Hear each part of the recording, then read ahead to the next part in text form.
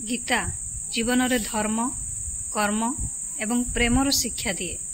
गीता जीवन रे एक संपूर्ण दर्शन एवं यहाकू पालन करुवा व्यक्ति बहुत उन्नति करती। आसंतु ताहले जानिबा गीतार शिक्षा विषय रे। गुड आफ्टरनून आपण समस्त को मो तरफ नमस्कार। आशा करछि आपण माने समस्त भलरे थिबे। ताले चलंतु वीडियो आरंभ करिबा। किंतु वीडियो आरंभ करबा पूर्वरु आपण मानक भितर केहि जदि आज मो चैनल ले नुआ थांती ताहले प्लीज प्रथम चैनल टी सब्सक्राइब कर दियंतु। पाखरे थिबा बेल आइकन को क्लिक करंतु जहा फल रे मो नुआ नुआ वीडियो रो नोटिफिकेशन आपण मानक पाखरे खूब शीघ्र पहुंची जिवो। श्रीमद् भागवत गीता महाभारत युद्ध समय रे अर्जुन को देइथिबा भगवान कृष्ण को शिक्षा विषय रे वर्णना करिसंती। गीता सबठारु प्रभावशाली पुस्तक। भगवत गीता को भगवान को गीत मध्य कहा जाए।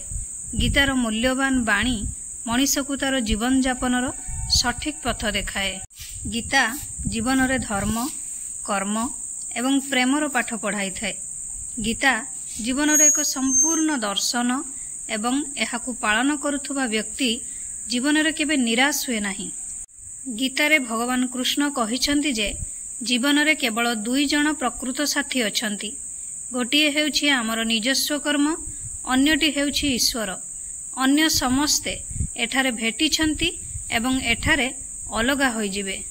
गीता रे लेखा अछि जे व्यक्ति निजर अतीत को परित्याग करिबा उचित, कारण एहार प्रभाव आगामी काली को कलुषित करिथाए। गीता सार रे श्रीकृष्ण कहिछंती जे प्रत्येक मनीष पई जन्म एवं मृत्युर चक्र जानिबा अत्यंत गुरुत्वपूर्ण।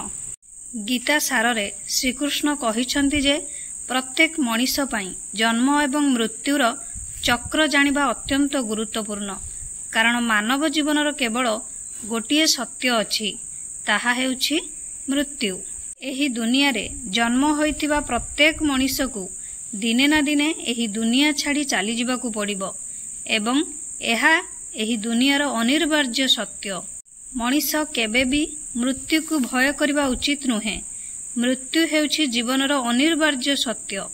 मृत्युर भय ही जने व्यक्ति वर्तमान खुशी को नष्ट कर दिए। तेणु मनरे कौनसी प्रकारर भय रखिबा उचित नुहे।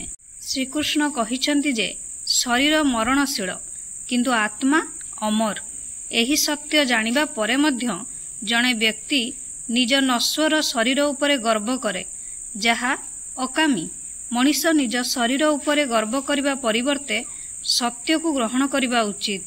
आशा करूची आपण मानको वीडियोटी भल लागिथिबो। जदि भल लागिथाय ताले निहाती लाइक कमेंट शेयर सब्सक्राइब कर देबे।